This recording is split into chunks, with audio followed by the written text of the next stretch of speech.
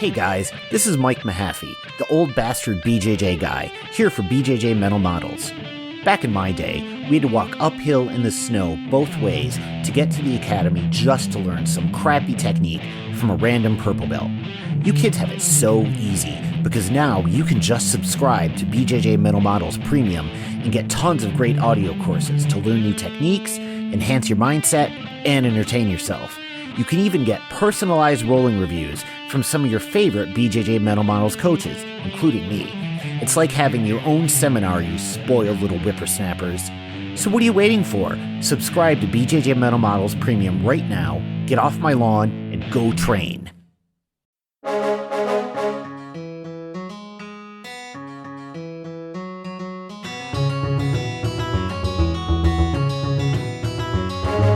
Hey, welcome to BJJ Mental Models, episode 299. I'm Steve Kwan.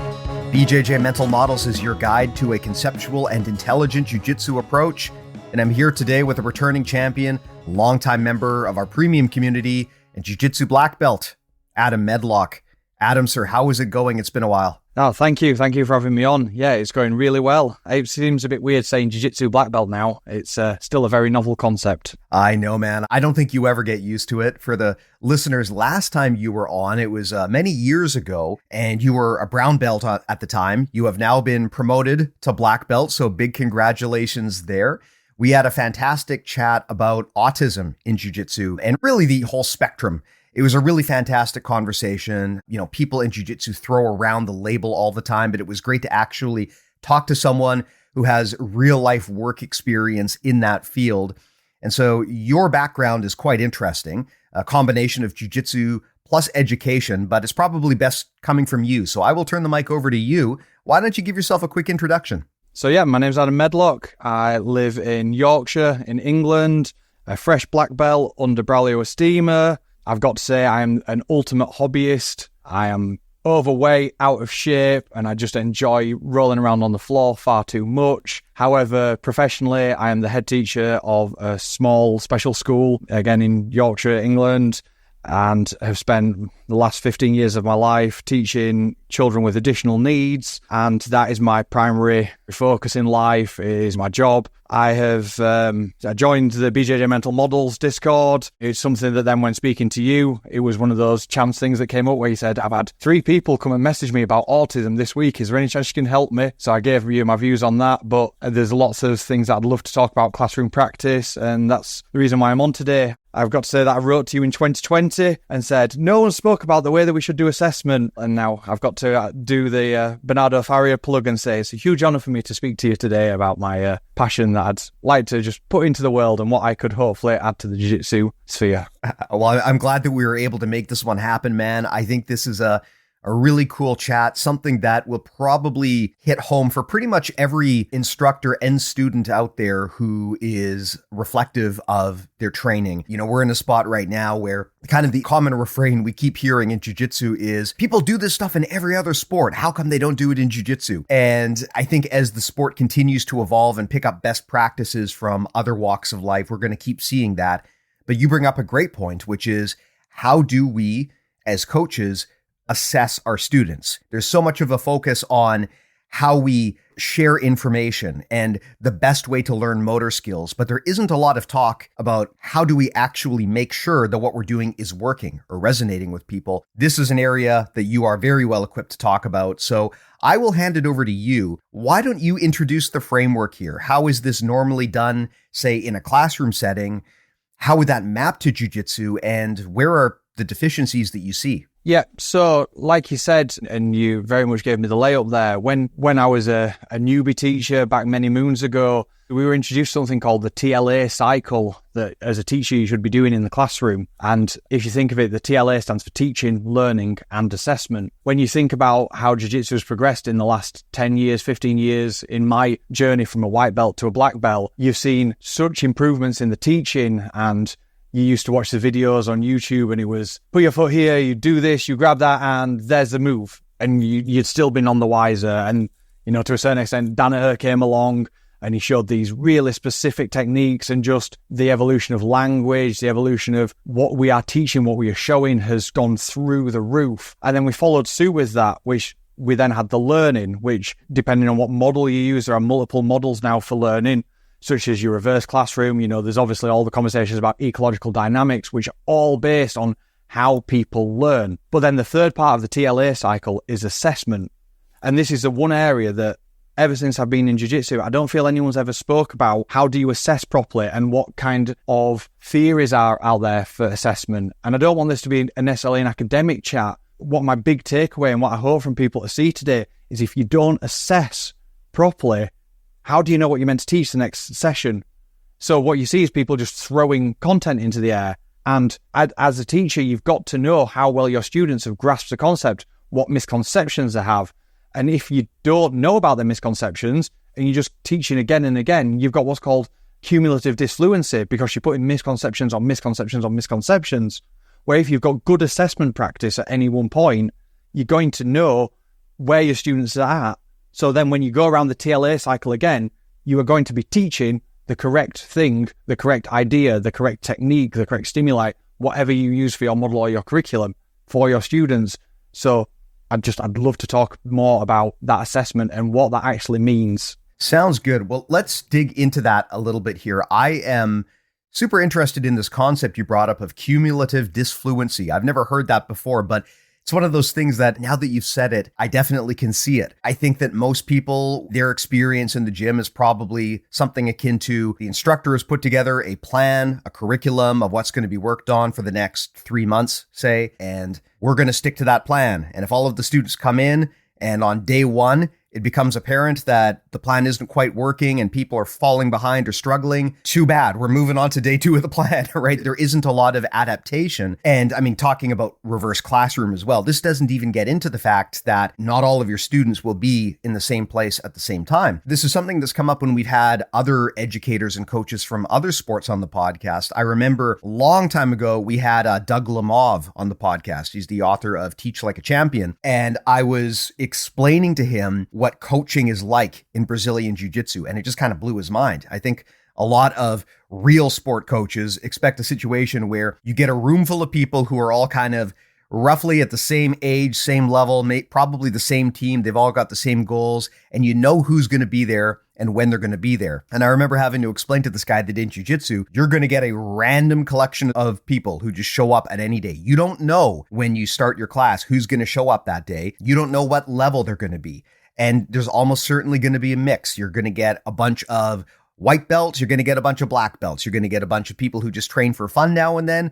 You're going to get a bunch of people who want to go pro. And that kind of variance makes it very hard to create a one-size-fits-all curriculum. And you're right that I think assessment is the missing piece in this equation. So I'll turn it back to you to maybe talk about how assessment is normally done and maybe where we don't do it the right way or the best way in Jiu-Jitsu. Well, I think you just described the perfect scenario for that. Even when a coach has planned out this structure of lessons and they've built a sequential curriculum, that students should be able to know more and do more, that then they don't necessarily think about who's in the room. And like you say, you may have had the Monday night class where you had all of you good guys turn up because they were all there. It's fresh start to the week and you start teaching all of that. But then when you come to Tuesday, all of the Monday guys are having a day off because they're going to come back on the Wednesday class. So then you start teaching week or day 2's lesson. But this becomes that thing of then, have you identified the misconceptions of the room and have you assessed the level of your students? Because there may be some times that you go, this is what I taught on the Monday. However, I'm now looking around this room and I've got a real fundamental mix. I've got my lower end of my gym in. So even what was my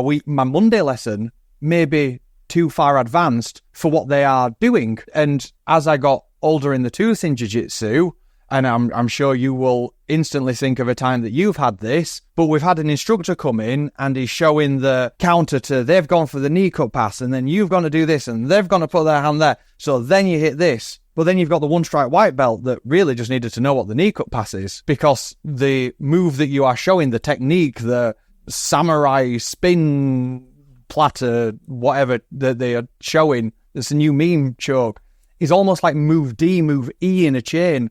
And as a purple belt, as a brown belt, as a black belt, you know exactly where that sits. But then this is what I said about the cognitive disfluency. You then start seeing the white belt because they have learned that one move and that's all they have got in their arsenal in their repertoire are trying to hit something, but they're trying to hit something so wrong where the answer may be just stand up, which if they'd have just stood up, they'd have then got the read to do the technique that was so fabulous that the black belt showed. And that's one of the things. It's about knowing who you're teaching to, knowing the room. And you can't always just go on what your plan is, even if it is the best plan ever of how you were going to teach from move A to move Z and how you were going to build up the skills. You can't just work off that in one motion. And you've got to know your room. You've got to know the misconceptions. You've got to know the cognitive capacity. You've got to know what the students are able to do at the moment, and you've got to know how far you're physically able to take them. So the other part of assessment is just when a coach or a seminar where they just throw technique and technique and technique, and we've all had it where you're just burnt out because the coach hasn't thought, actually, yeah, these guys have reached their capacity and they've got the money's worth. They're showing you how good a teacher they are without necessarily caring about the assessment at the end. And that's just a big issue that I see in jiu-jitsu. And that's why we need to have this conversation about what does assessment actually mean. Yeah, that's a really salient point. I mean, I am in the camp of people who are coming to the conclusion that most seminars are just not worth the time or the money. A seminar is really more of a meet and greet than anything else. Most of the time, it is just an instructor coming in and showing you a grab bag of showy techniques that they think people will want to see because they're a new shiny object. But very rarely do you go to a seminar and actually get something out of there that you can apply to your game that's going to completely change things for you. And even more so, very rarely do you get a seminar where the instructor is really teaching to the level of the people in the room, because by definition, the seminar guest doesn't know the people in the room. So they've just got 8 random things they want to show. And as you mentioned, usually they try to overload you with volume and show novel things or things that maybe they're famous for. And that can kind of give you a warped perception of what works in jiu-jitsu. It can also give you a bunch of stuff that isn't really right for you. And moreover, like you said, it can really overwhelm the cognitive load of the students. I find even at black belt, I find seminars very challenging because you're in there with a coach whose teaching style is foreign to you. They don't know anything about what your level is and what your skill set is. And they're just throwing out a whole bunch of random things that may or may not stick. I find most of the time, after like the third technique, I'm thinking, okay, I'm bored here, buddy. I'm done. Can we do something fun now? And they're just oblivious to that. And they just keep going. I mean, I think everyone's been in that scenario where you go to a seminar and you look at your watch and it's 30 minutes in and you realize this fucker is going to talk for another 2.5 hours and the room is already checked out. But they're totally oblivious to that fact because they've got their points they want to hit. And I think that's an interesting example of bad communication practice where your objective is not to communicate to people and have them understand, but rather your objective is to speak and say the things you want to say. That's not a good way to communicate. Absolutely. And I forgot who said it. So it may be Doug Lemov, it may be Rob Gray, it may even be Kabir. But one of the lines was, I don't teach class, I run practice. And as soon as you change that, it's the line of you want to be the guide on the side, not the sage on the stage. And it becomes that sometimes that, and I know I got too far down that rabbit hole. You know, I was a blue belt, a purple belt, and I was getting to teach class. So I wanted to show how much I knew, but it doesn't matter how much I know. What the guys care about is getting a good sweat on, starting to make a few neural pathways, starting to get a bit of success, starting to put things in. And sometimes your input can be 30 seconds for the entire class. And then that is where you can then work with your class and run the practice, not necessarily just you go on your lecture to prove to everyone else how good you are. And if you start having that shift in mindset, that's when you can start really being the teacher, not being the personality. And again, that's then taking the time away from what's your input to what do your students know? What do your students need to know next? Where are they at? What misconceptions have they got? What are they doing wrong? How can I tailor the next game, the next activity, the next input, the next technique, so that then I'm able to be a reflective practitioner. I'm a reflective teacher. I'm not just going on my road and you're coming along holding on for dear life. So again, it just shows you why you need to be assessing at all times in your classroom on the mats. So presuming that everyone agrees that this is a good idea and teachers need to do a better job of assessing the level of their students, what does that look like? How is that done? How would an instructor at the beginning of the class keep an eye on their students and understand where are they at relative to where they need to be? Are they understanding me? How does an instructor do that? And moreover, as part of a broader assessment structure, I mean, one of the things that in jiu-jitsu we don't really do, I mean, some schools kind of do, but there's not a lot of testing or grading like you would see in an academic setting. And so what tools would you say an instructor has when it comes to how they can assess their students in a live sport martial art environment like Brazilian Jiu-Jitsu? So you gave me the perfect layup. I've got my show notes here, and my next thing was summative versus formative assessment. And that's exactly what you've just asked. So what you have in the classroom is that you've got your summative assessments or your summary, your assessment of learning.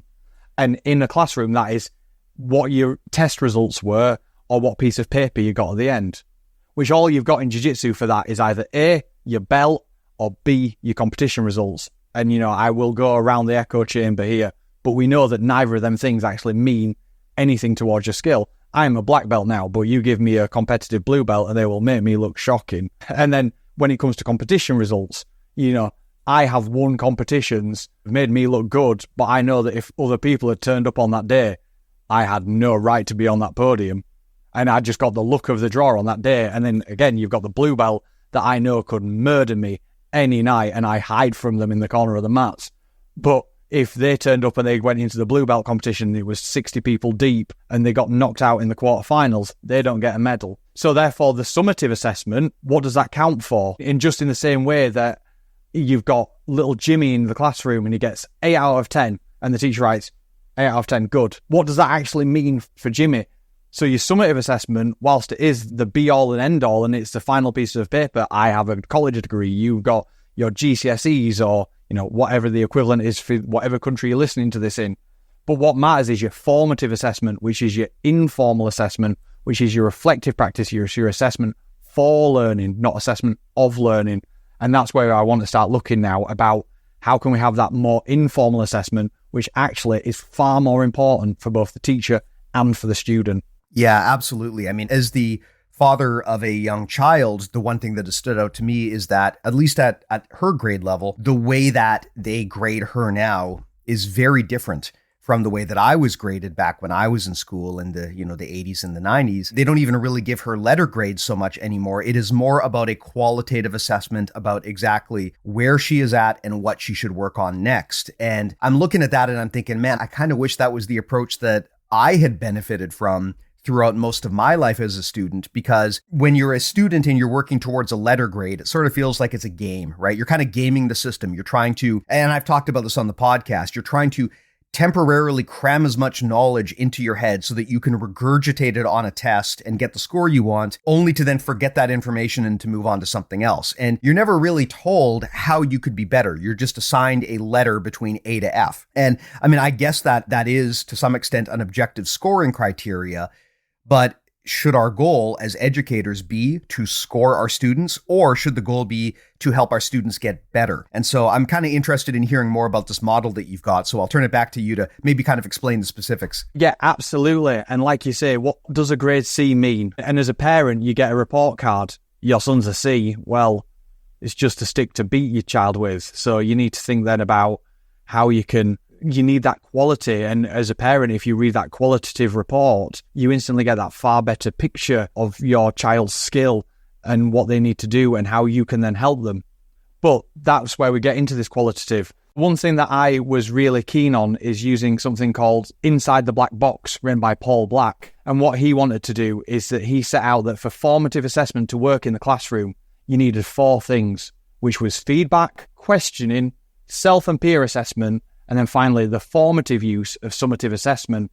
So what I was hoping to do today is talk to you about those 4 areas and how that can relate to the mats, to the jiu-jitsu classroom as a coach and as a teacher. Okay, well, let's run through those. I mean, I know that, and we've talked about the importance of feedback on the podcast many, many times. How does this work in this context? Because it is challenging when you are the coach at the head of a room and you've got 20 or 30 people there, all at different levels doing different things. It can be challenging for one coach to sit at the top of the class. It can be challenging for one coach to sit at the head of the class and monitor everyone and provide customized feedback. So how can a jiu-jitsu coach do that when there's a room full of people and it might otherwise be difficult to really give them the individualized feedback that you wish you could give them? that's going to be the age-old question. And when you think of a primary classroom as a teacher, you've got to be thinking, I've got 30 children, I've got an hour's lesson here.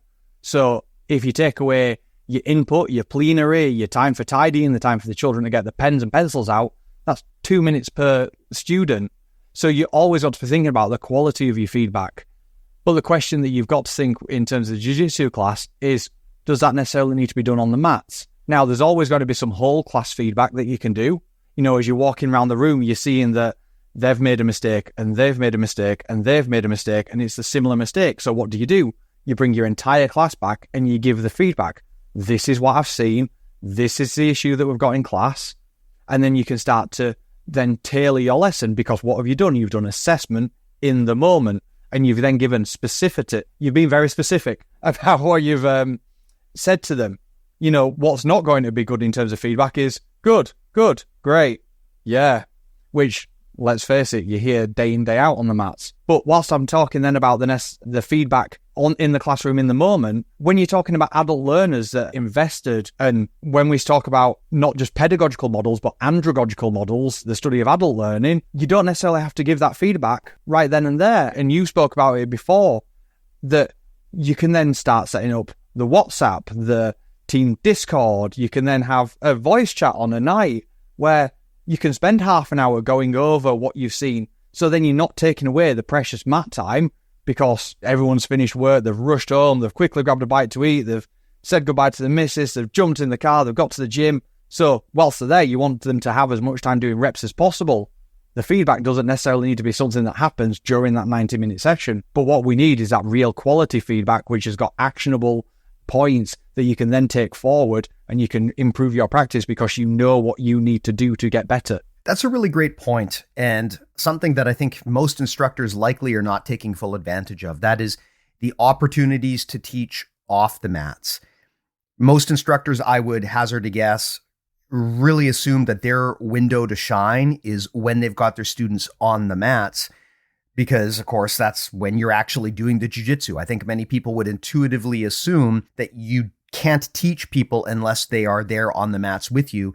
But I would challenge that. Of course, at the end of the day, if you want to learn jiu-jitsu, you must do jiu-jitsu. But I think the instructional market, the number of podcasts like this, the number of coaching services out there are an indicator that you do have opportunities to supplement that training outside of the mats as well. An example that, as you know, BJJ Mental Models, in our premium coaching and pro tiers, we do rolling reviews for people. And that is an area of feedback that I think is highly underutilized in this sport.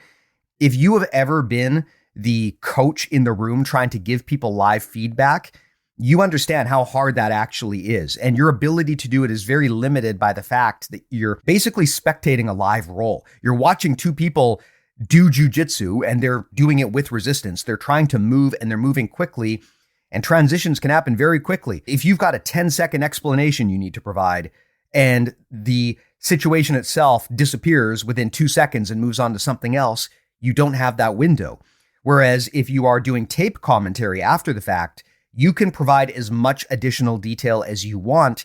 And it's also a lot easier to micro-target exactly where the problem was. It's very hard in a live role as a coach to give really specific feedback, because the only way that you can really do that is to stop the roll, which, as you know, I mean, is one of the worst things that you as a coach can do, because your number one objective as a coach when it comes to skill development is give people realistic, live, targeted practice. And if you interrupt them every 10 seconds with another little mini lecture, you're taking that opportunity away. But if you have footage of the roll, then afterwards you can supplement it. And that is something that I think is not nearly utilized enough by people, because it's not that it replaces the in-class instruction. It adds an entirely new layer of instruction in an entirely different manner that you simply cannot deliver as a coach when you're in a live class environment. 100%. And then this is where you'll have Josh shouting, reverse classroom at the top of his voice whilst he's listening to this, because that entire thing is about that. It's about giving your students the tools, the techniques to be able to learn off the mats. And then, you know, I'm going to just say assessment one more time, but then your assessment can literally be at the start of the lesson. John, are you doing that today? Are you working on your half guard? Are you doing such and such? And I'm aware that that is a real bespoke where everybody's on their individual goals, on their individual curriculum. But even if you are just running a single topic. And, you know, I said half guard, let's use half guard as the idea. You may have it that your purple belt comes in and you know that they already know how to wrestle up to dogfight and wrestle up to a single leg. So are you now looking at that deep half sweep and you're going to the weight sweep because I know that you were trying to hit that? Yeah, absolutely. But the first guy that comes in, all right, I just need you to do the first technique. And that's your assessment, that's your feedback, because what you've done is you've done your work beforehand. The students can then get on. I'm not saying that you don't then have a little bit of input or show the technique again, but it's how much can you take away? And then when you're giving that feedback, the students know exactly what they need to be working on and what they need to be learning, what they need to be correcting, what they need to be identifying to move forward. But then that will then move me on to how do we know what they're doing and how do we know that they're getting on, which is a second part of formative assessment, which is questioning. And how are we questioning our students? Because it's something that I never, ever see. And I think it's one of the things that is absolutely missing from the jiu-jitsu classroom. I would agree completely. It is very rare that you hear good mid-lecture, mid-class questions from a coach. Sometimes a coach will give you a basic, how are we doing? Did you understand this? I'm not sure if that's a great question to ask a whole room full of people, because now you've got this group think. No one wants to be the person who puts up their hand and says, actually, I didn't understand a thing that you said. And it's also not a very specific question. It doesn't give you anything that you can really latch onto. It doesn't really allow you to dig deeper into a conversation. So as a coach, I would be very curious to get your feedback about the best way to question people when you are that person. How do you ask thought-provoking, guided questions that help people give you the info you need as a coach to do a better job? Well, there's multiple models for questioning, but I'm talking this entire podcast as an educator in a school who just happens to be a jiu-jitsu black belt, not as a jiu-jitsu coach. And if you think about the classroom, you'd never have a teacher teaching a maths problem and then the students would go off. What you'd see is they often use a model, I do, we do, you do. So the teacher would show it, they'd do their chalk and talk, they'd show their column addition, but then what would they do? They'd sit with the class and they'd do another one together where they'd then be asking the students, what's next? Where is it? And, one thing that I've got to say about my coach, Craig Tetley, is that when he teaches the kids class, he will get them to shout out, so what do I do next? Where does my hand go? And you get the students to shout it out, because what is it doing? It's embedding their learning. It's giving them the success before they even start to do the technique themselves, before they go to practice.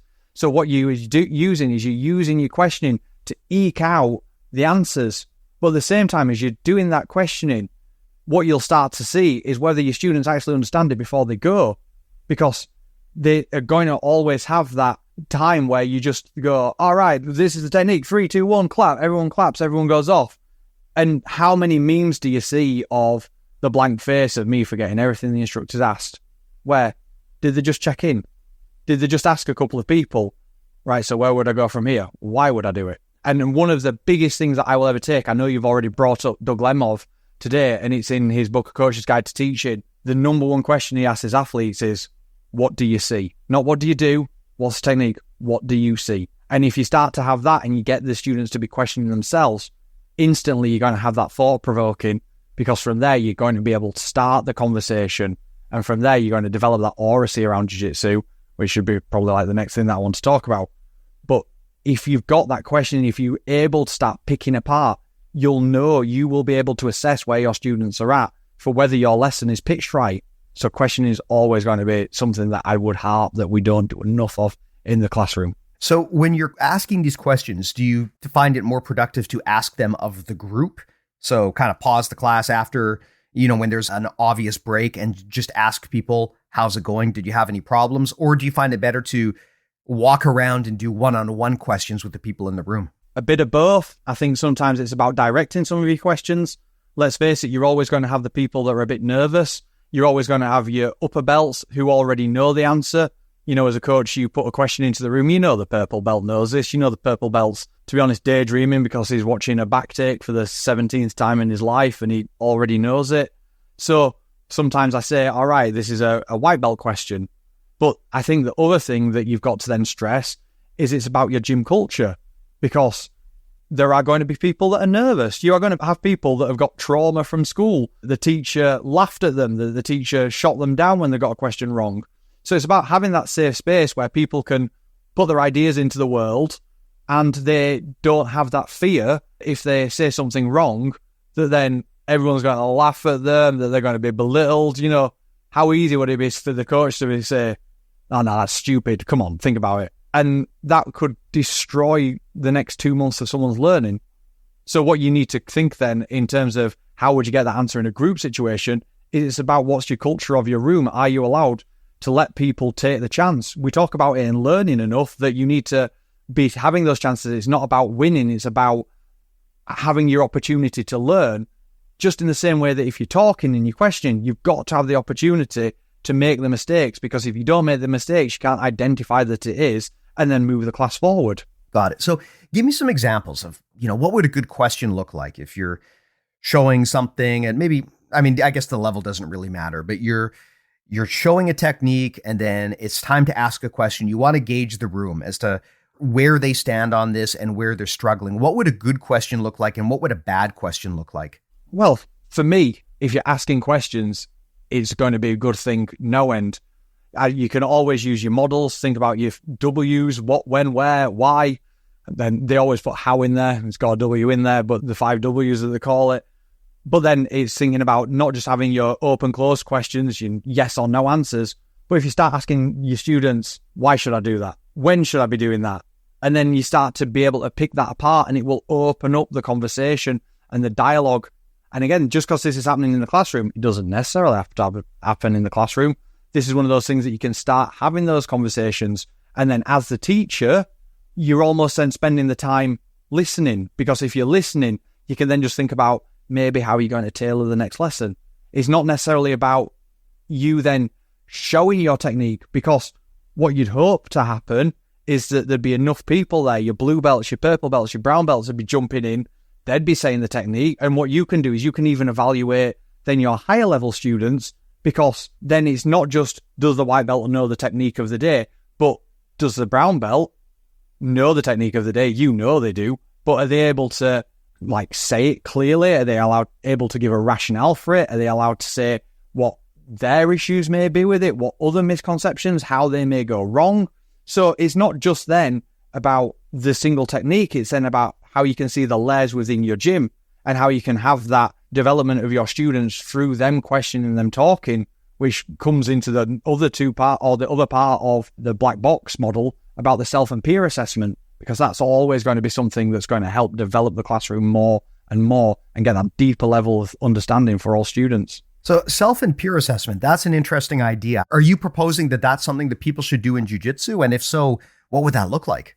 100%. You've got to think there's so many models about what is a student's uptake just by listening, what is a student's uptake just by reading something. How students learn is by doing. They get it by teaching each other. They get it by talking. They get it by teaching one another. So therefore, for me, the classroom should not be in silence. You should be hearing chatting. And I know the age-old joke is jiu-jitsu is about blue belts teaching things wrong, but the blue belt teaching things wrong is the blue belt learning himself. I know that literally the last episode I've listened to before recording this was the episode with Carl, and it was about when you go to teach something for the first time yourself, you go, well, actually, how do I do it? Because I'm now a upper blue belt, I'm a purple belt, I've been asked to cover a class and I know how to teach, or I know how to do a triangle, but how do I teach it? And it's about then you having that conversation, and it's about you talking between each other, that then you start to understand the technique yourself. And as you're talking about it, it starts to bring it into your memory, and it's not just an idea that's out there, it can be assimilated in. So for me, just having conversation on your mats will always help. And then from there, by default, you're teaching one another. And that's going to be so beneficial to the classroom as a whole. You bring up something here that really is quite meaningful to me, and that is creating a culture where you're focused on growing other teachers and other coaches. We spend so much time worrying about whether our students are doing the technique properly, but we know at the end of the day, our students are going to make mistakes. That's part of the learning process. No one expects someone to nail arm bars perfectly the instant they learn it. However, coaches often don't grant that same level of grace to other coaches. They expect coaches to always be perfect, even though the coaches are learning at their jobs too. And there is an opportunity to coach the coaches just as much as there is an opportunity to coach the students. And in a good gym culture, one of your objectives should always be, maybe a primary objective, to grow other coaches, because then you're no longer the bottleneck. And that is such a contrary idea to what a lot of coaches do. There are many coaches in this sport who are really good coaches, but they insist on being basically the only coach in the room, or only other black belts can coach. And I think that is a really bad idea. First of all, because it centralizes the knowledge. It creates a choke point for teaching where only one person can teach. I mean, if you're listening to this conversation and you think, running a private chat with all of my students and answering their questions off hours, that's just way too much work. I can't be bothered to do that. Well, you might be making the assumption that only you as the head instructor can do that. If you are growing a culture, and we see this in the BJJ Mental Models Discord, if you're growing a culture where you've got a lot of people who are thought leaders and willing to contribute, you don't need to have one person who's the answer to every question. Someone will chime in because there is a culture of helping people. And it's a self-correcting system, because if that person gets it wrong or they make a mistake, someone else will chime in and help correct them, and then everyone gets better. And you can't do that if you only have one real coach in the room. And you also can't grow more coaches if that one real coach is terrified of allowing the other coaches to make mistakes. So I think that's something to understand as well. Your coaches, as you grow them, they will make mistakes. They will do things suboptimally. That is an opportunity for you as the main coach, the head coach, to help improve them. What you never want to do is create a culture where people are afraid to even try because they're going to get yelled at. Similar to how you see that in some gyms from the student perspective, right? No one really enjoys training at a gym like that, and they do exist. Well, no one enjoys coaching at a gym like that either. And you've got to be mindful of these things. And again, as you mentioned, culture is such a huge part of this. We lead from the front. And if you as the instructor are demonstrating a willingness to be assessed yourself and to have people ask questions of you, and if you are very inquisitive, people will copy and mirror that behavior. So again, one of the best ways I think to bring this to the gym is just for you as the head coach to be doing this kind of assessment and questioning more. 100%. And as a senior leader, as a head teacher of a school, my number one goal is always building capacity. When you think about the capacity of your school, it's going to be about how many people do you think would be able to teach a class? How many people would you trust to take a white belt under their wing and say, like, I'm going to be their unofficial mentor? Because the more you do that, you are then going to be able to step back. It's going to give you your capacity to observe more. And then you take that next step up the layer cake. And like you said, in terms of the BJJ Mental Models Discord, I'm sure when it first started, people would be coming to you and you'd have to be running around finding the technique video after the technique video, or you'd be having to explain one of your concepts. Where, like you say, there are now lots of black belts, there are lots of colored belts, or, there are so many people, regardless of their rank, in that Discord, in that community, that are all willing to help each other.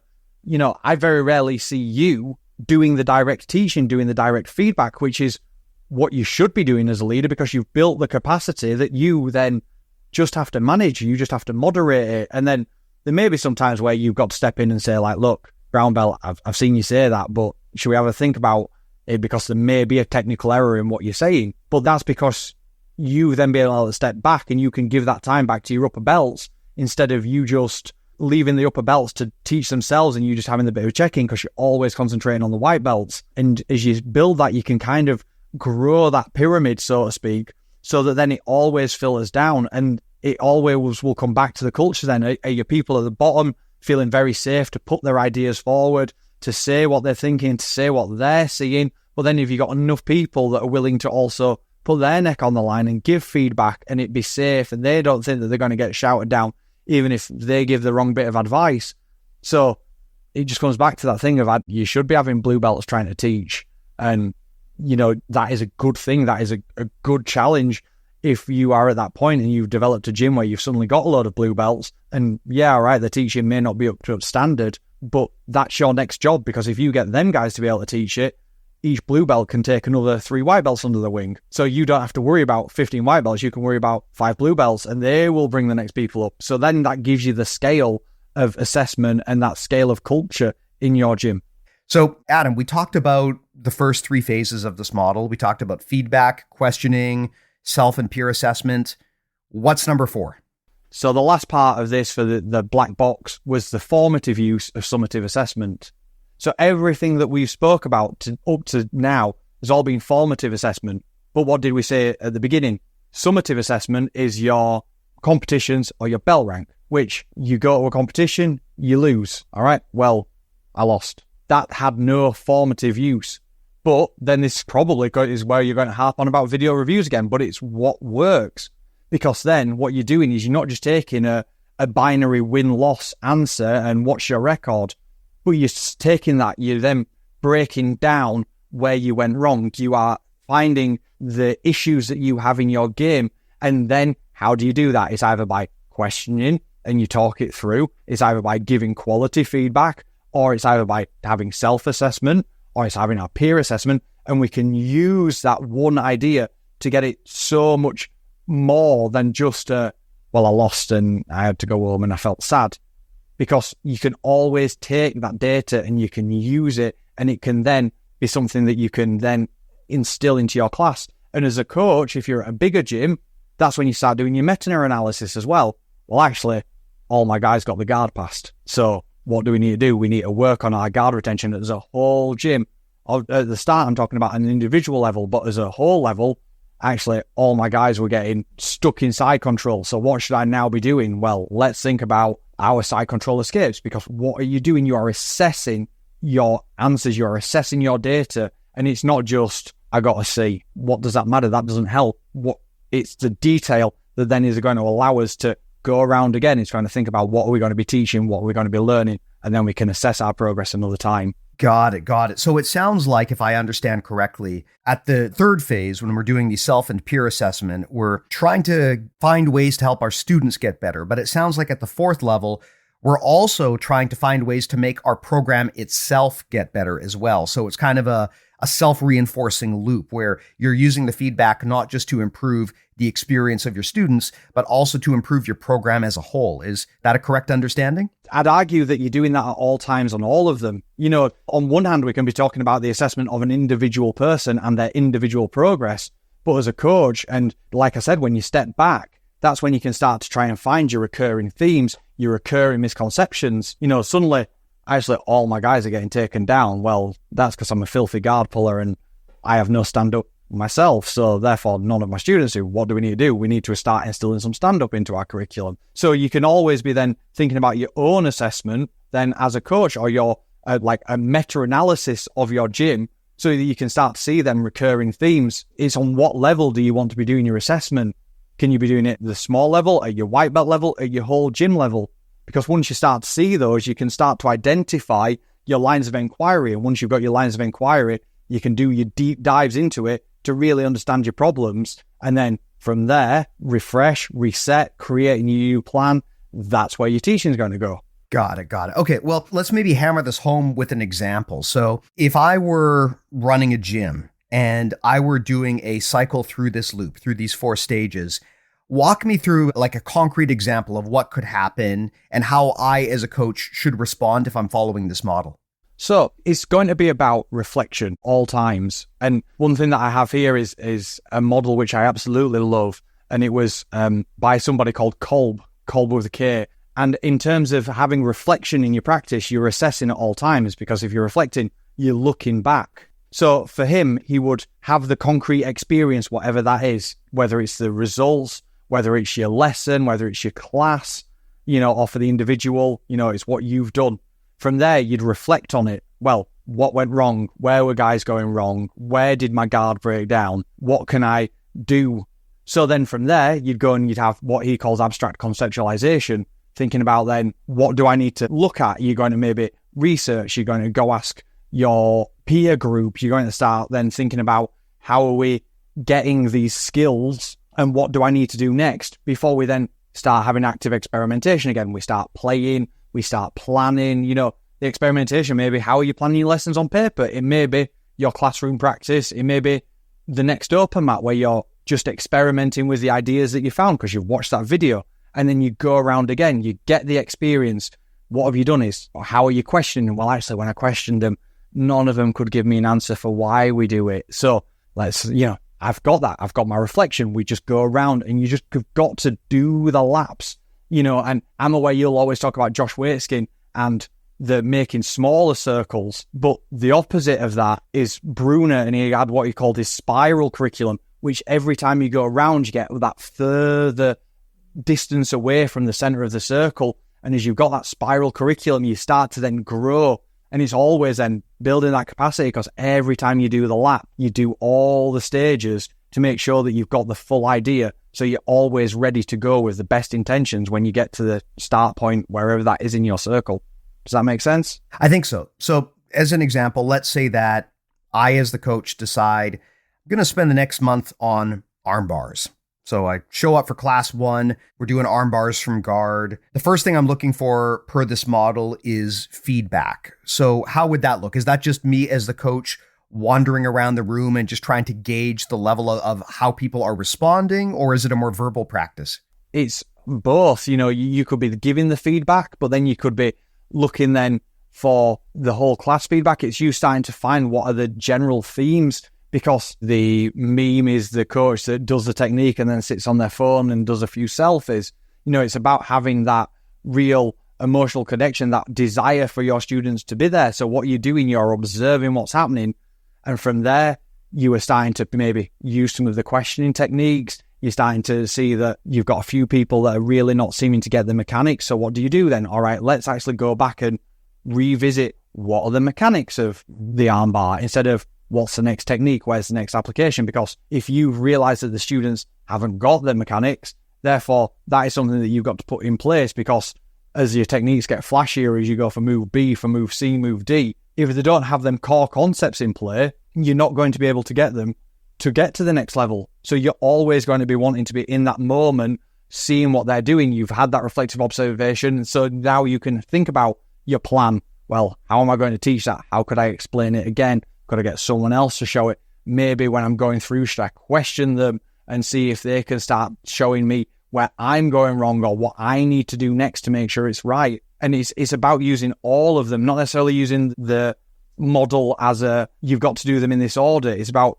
how do you use all of them to know that you have got a real accurate picture of either your own or your students' development. Okay. So that's a good point. So this is not necessarily step 1, 2, 3, 4 in a loop. These are just 4 things that you're doing simultaneously. It's just having your toolbox. Like, what are you going to pull out? You always need to have those skills and how you are going to unpick those misconceptions. I wouldn't necessarily say that you question first, then you give feedback. It may be that you've just given an input, they're off. You can give that individual feedback. Oh, actually, what am I seeing? Because I'm really paying attention. Let's come back or give another bit of input. But before they go off, I'm going to ask a few questions, just make sure that everyone's all right. Then when they're drilling it a second time, I may have some individual questioning. And then, but at the same time, you then develop in that self and peer assessment, because what you're hearing is that blue belt that's got the white belt under his wing, he's giving that bit of peer-to-peer support. So you see that blue belt's doing it, and that blue belt's doing it fine. So you can leave them. But then what you see over there is that blue belt is possibly giving some things a bit wrong. So then that's your skill as a tutor, that then do you go to the blue belt? Well, actually, why have you said it that way? Is there anything that that blue belt needs to know? Or, depending on their confidence levels, is that a conversation that you need to have on the mats? You don't want the blue belt to suddenly feel belittled. Is that something that you could maybe pull to one side at the end of the class? Is it something you could, have a couple of messages or send a WhatsApp to? So all of that is about you having your skills and you having your interpersonal skills for picking what tool is right at that point. So you've always got that accurate assessment of what's going on in your class and how they are progressing. Got it. Okay, makes sense. And the example that you brought up there, you're talking about some great illustrations of questioning in action. And as you mentioned earlier, there's an emotional intelligence aspect to questioning. Is it best done in the class as a group, in the class individual, offline as a group, offline as an individual? And I guess that kind of depends on the nature of the question that you're going to ask. 100%. And you've got to have a bit of ownership there as the coach for knowing what's right. And as a head teacher, I sure as hell have got it wrong before, and I'm sure I'll get it wrong again. But the more experience you have of that, you start to gauge when is the right time. And, there's maybe that guy that's had a real shitty time at work and is going through some shitty time at home, and you then tell him that he's wrong on the one thing that is his release. could be the real trigger. So you need to know that, and that becomes bigger than this conversation today. That's about really having that emotional intelligence yourself as a coach, but also building that emotional intelligence into your gym and your gym's culture. Yep. And now for the next 2 points where we're talking about self and peer assessment and summative assessment, these I'm going to presume you advocate for doing on an ongoing basis. Most gyms, if they do any assessment at all, it's often tied to a belt rank or a promotion, which I'm personally not a fan of. I'm going to guess that you're going to tell me these are ongoing things that you're always doing, correct? 100%. I couldn't stress it enough. You need to know where you are. It like, use the analogy of your curriculum is a map. So you've got to have that end goal that you're aiming for, but it doesn't matter if you've planned out the directions and you know that at the end of the road you're going to turn left and then you're going to get to the roundabout and you take the third exit. If you haven't got that GPS and you're just shouting to your people, turn left, go to the third exit, they may end up in the completely wrong direction. You need to know where they are on the map. And how do you do that? You do it by making sure you've got real clear assessment practice. Now, if we turn this around the other way, I would ask, do you have any thoughts on whether there is any value at all in a formal assessment, like stripe testing or belt testing? Do you think that that has any merit whatsoever, or would you advocate that we scrap those? For me, belts serve as a different purpose. For me, it's the motivation. You'd hope, looking at andragogy and adults, that they'd have that intrinsic motivation where they're just doing it for themselves, but belts matter. Don't get me wrong, having a black belt wrapped around my waist is a massive, massive feeling. And it was 15 years of, I know it wasn't 15 years of hard work, it was 15 years of the most fun thing I've done. But it was an achievement, but did it actually mean anything? Like, no. Did I get a pay rise? Did I get my mortgage paid off? No. And, I'm aware that you were aware of my situation. I had a child 7 days before I got my black belt. And if I could keep one thing from that week, it sure as hell be my kid, not my black belt. So that, to a certain extent, doesn't make any difference. What does matter is me knowing about my jiu-jitsu journey and knowing what I've got to do next. And for me, having that purpose and direction makes me enjoy it more than a piece of material. Because again, I'm going to get my ass kicked by a blue belt in a couple of days. So does it actually make that much difference that that piece of material's black? Not really, because all it matters is they're going to go after me more now just to prove a point. Yeah, I just ask because I've seen the way that some people do belt testing, and usually it comes down to a checklist of show me these moves, show me these moves. And I'm just not sure that that's really an accurate way to gauge someone's jiu-jitsu skill level. It just reminds me of the way that tests were run when I was in high school, where it was more about a memory, recall, regurgitate game than it was about actually demonstrating their skill. Because you can have someone who is an amazing black belt, but they might not be a great spider guard or lapel player. And if you put them in an environment where they're expected to emphasize that, yeah, there might be blue belts in the room who can outperform them. So I've always found that those kinds of formal assessments, I'm not a huge fan of them. I think that, like you said, the most important thing as a coach is to make assessment part of your ongoing process where you're always looking for feedback. We've talked on the podcast many times about how when you're building feedback loops, you want the loops to be short, fast, and something that you can repeat often. And the problem with things like belt tests is, those only come around once every few years for most people.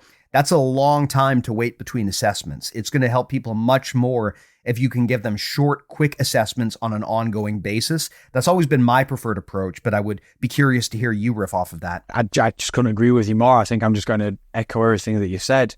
And the kind of like way to wrap it up for me is like you say, this should be just your practice. And I think coming back as a head teacher, I'm aware that you'll start to say something about like the new way we're doing something, or this is what we're going to expect from all teachers in their classroom. And it's that thing where a teacher goes, oh, well, it's another thing that I've got to do. And it's like, no, it isn't. It should just be your classroom practice.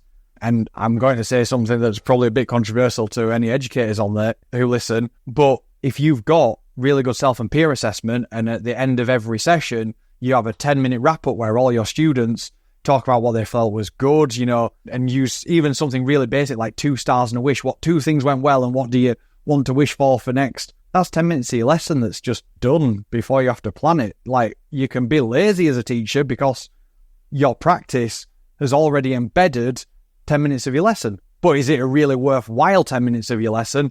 Absolutely. And as a teacher, Should you use that 10 minutes that you're not having to plan something extra for, but you're listening and you're thinking, all right, how can I tailor what I do tomorrow morning's English just to make sure that I can just address that one thing that we've seen there today, because that's the misconception that we've got in our classroom right now. And it comes back to that word that I used at the beginning. That's how you stop having that cumulative disfluency. Now, if a coach listened to this chat, Adam, and they thought, man, this sounds like the missing piece for me. This is something I need to start deploying more in my gym. How do I get started though? Like, what's step one? How would you advise a jiu-jitsu coach who wants to move their gym more towards this model that you've discussed today? Well, I'd even go through it just simple. And, if we're using that model that I put forward today, well, am I questioning my students? If not, have a quick look. If you search questioning techniques on Google, before you even get to the one book or the real thesis, there'll be 100 ideas there. Then think, well, actually, what feedback am I giving? Is it qualitative feedback? Is it just yes, no? Is it just scores? Then, am I actually allowing that talk? Am I allowing my students to progress, because they will learn by assessing each other and having that discussion? And then last but not least, as a coach, am I actually doing anything with my summative assessment, with my competition results? It comes back to that age-old line, isn't it, of you either win or you learn, which is just bullshit. The line is you either win or you lose, but you can learn from each other properly. So then, as a coach, just look at all of them. Actually do a bit of assessment yourself. Do some self-assessment. And then if you've got an issue, then start to have a plan. Start to have a Google. Start to ask your people in your group. Have that growth mindset. Look it up. Or join the BJJ Mental Models Discord and discuss it more. Shameless plug at the end.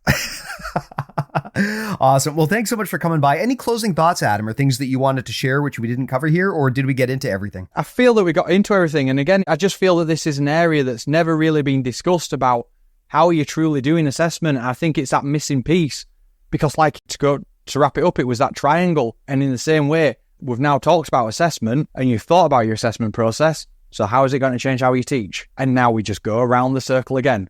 And you either use your model and we make smaller circles, or we use my model and we spiral outwards, and then we just have that growth. Because with this, you will build capacity. You'll build capacity in yourself. You'll build capacity in others. You'll build capacity in your gym. Nice. Just to nerd out there for a little bit on this. I mean, I'm not a Josh Waitskin whisperer, but I believe what he advocates for when he talks about making smaller circles, he's not talking about only doing the basic fundamental stuff. He's talking about starting with mastering and understanding the basic fundamental stuff and then building larger circles around that. So I think it actually aligns relatively well with the spiral model as well. But that said, I mean, I am not an expert here. Generally, the idea is, though, like focus on the core, I guess what the eco people would call invariants, the things that are always going to be something you need to do. And then you start layering on top of that. Yeah, 100%. And, with the Josh Waitskin, I always read it as you just draw a huge ring around it and just ring fence it all, get it all in. And then from there, you just squash it and you squash it down. And just like your jiu-jitsu game, getting to black belt, you just squeeze it and compress it and you pressure it. And that's how diamonds are made. Like my way, though, the analogy that I always love is where you see that model where they use the white belt and it's wrapped around, and then they put the blue belt around it. And then the black belt by the end of the circle is only a couple of rotations thick. What is the main part of that circle? It's that white belt. That's your core. And once you've got that, you could almost say it the opposite way then, that when you wrap that black belt around it, it tightens it up and it just compresses it all into that one circle. So both, they are very much saying the same thing. It's just the way that you look at it. And I think we're arguing semantics now, but. Well, awesome, Adam. Thanks so much for coming by, man. This was fantastic. If people want to chat with you or ask you questions or dig deeper into this, how do they go about doing that? I do have an Instagram. It's got 3 posts ever on it. I'd say the number one place to find me for nerding out on teaching and jiu-jitsu is on your Discord. So yeah, find me on there. You'll have to sign up for the premium though, and I'll let you do the final plug. God, I love that. I did not pay this guy to say any of that, but thank you so much, Adam. I truly do appreciate that. I mean, I might as well just pick up the baton there. Everything we make lives at bjjmentalmodels.com. I'll put a link in the show notes. Why would you want to check that out? Well, first of all, man, this is episode 299. We're one episode away from 300 episodes that we've done over the years. All of them intended to be timeless, educational, still as useful today as they were when they were recorded. A lot of people go back and start from episode 1 even today. So feel free to tap that library. And if it seems overwhelming and you're not even sure where to start, just shoot me a DM. I'm always happy to help people troubleshoot what content they should begin with based on the problems they're having. Our newsletter is about to cross it already did. It's about to cross 11,000 subscribers now. So that's growing really fast. Definitely recommend signing up for that as well. But the way that we pay the bills is with BJJ Mental Models Premium. If you join that, you're going to get access to a massive library of jiu-jitsu audio courses on mental models, strategy, concepts, tactics, mindset, philosophy, the kind of stuff that transcends the more traditional technique-based video instructionals that you'll find. There really is nothing like BJJ Mental Models Premium. Beyond that, you also get access to premium podcasts hosted by Emily Kwok, Joe Hannon, Drew Foster. Really awesome material that is exclusively available on BJJ Mental Models Premium. You do get an invite to the world famous BJJ Mental Models Discord that we've been talking about here. So if you want to yell at us, that's how you get in. And of course, if you go up to our coaching tier, you also get access to rolling reviews from quite literally some of the best black belts in the world. It's funny, you talked about growing your coaches. I remember back in the beginning, it was just me doing all of the rolling reviews, but the quality has gotten so much better now because as we've grown, we've brought on a team of 10 plus world-class black belts, and they can provide way better feedback than I ever could. So trust me, you are not getting bad feedback from me when you go up into the coaching tier. You're getting feedback from multi-time black belt world champs. So I would definitely recommend checking that out. And we're also experimenting with a pro tier. We get a lot of questions about business support. How can BJJ Mental Models help me grow my company, whether it be a gym, an equipment company, or some sort of digital product like we do? We've got services for that now. So do look into the pro tier if you're interested in that. If you want to learn more about what that means, just shoot me a message. I'm happy to respond and help you out. But if you want to check everything out, it all lives at bjjmentalmodels.com, and I will put a link in the show notes. But Adam, thanks so much for coming by, man. I love conversations like this. It's always awesome to talk to someone who is both a black belt in jiu-jitsu and also someone who has real world experience and qualifications in the fields that we care about, that we're trying to bring in. Like, how do we bring in the best practices from education? So many people in the jiu-jitsu space are kind of ambling through that because their background is jiu-jitsu, but not education. So they're having to kind of figure that out as they go. And you know that that's a hazardous journey. So having someone like you who can straddle both worlds and bring us the best of both is super helpful. Thanks again for coming by, man. Always love having you here. Thank you so much. It's been an absolute pleasure, Steve. You too, sir. Absolute pleasure to have the listeners as well. Next week is episode 300. Get out your piñatas. It's going to be fun. We'll talk to everyone soon. Take care.